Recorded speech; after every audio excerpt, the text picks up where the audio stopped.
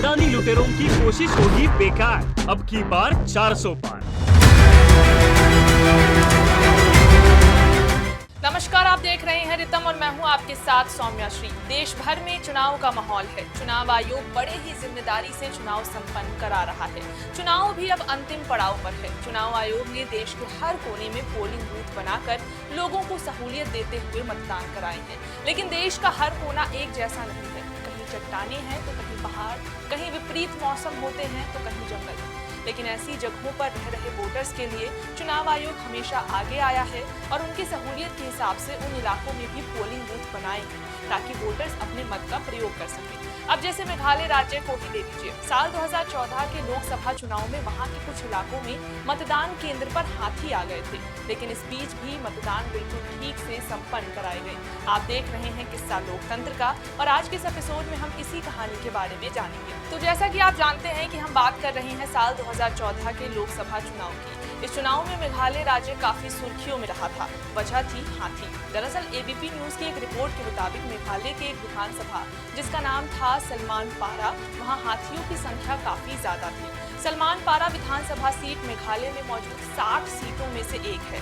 ये विधानसभा सीट राज्य में मौजूद 2 लोकसभा सीटों में शामिल है और तुरा संसदीय क्षेत्र में मौजूद है। बता दें कि इस क्षेत्र में आए दिन हाथी जंगल से निकलकर सड़कों पर घूमते रहते हैं, जिससे वहाँ के लोग भी काफी परेशान थे। हाथियों के झुंड से उन्हें डर लगा रहता था। वहीं जब देश में चुनाव का माहौल बना तो यहाँ के मतदाता भी चुनाव में हिस्सा लेने के लिए काफी उत्साहित थे, लेकिन डर सिर्फ एक ही बात की थी और वो है हाथी।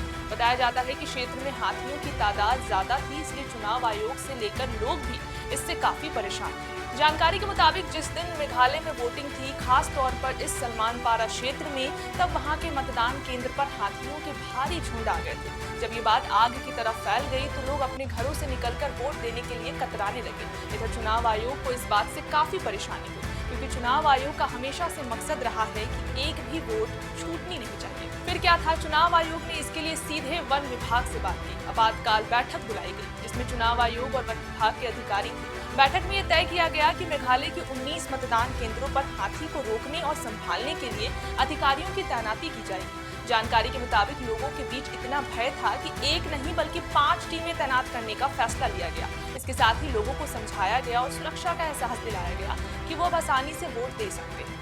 मालूम हो कि इसके बाद लोग अपने घरों से निकलकर वोट देने जाते हैं और यहाँ शांति से सफलतापूर्वक मतदान संपन्न होता है। आपको बता दें कि ये कहानी केवल मेघालय राज्य की नहीं है, बल्कि देश के कई हिस्सों में यही स्थिति है।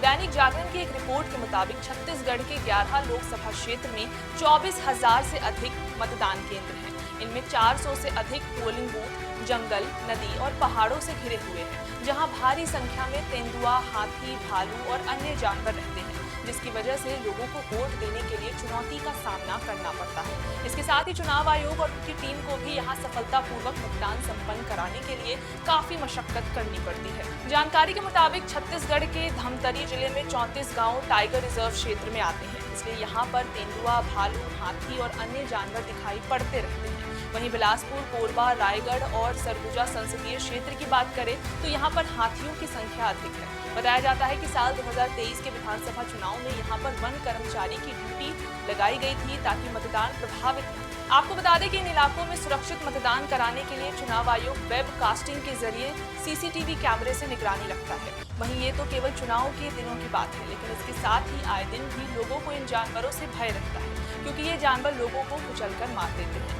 यही कारण है कि वन विभाग भी यहाँ पर हर वक्त अलर्ट मोड में ही रहता है। आज के इस एपिसोड में बस इतना ही। आपको ये वीडियो कैसी लगी हमें कमेंट सेक्शन में जरूर बताएं और ऐसे ही राजनीतिक किस्से कहानियां जानने के लिए देखते रहें किस्सा लोकतंत्र का।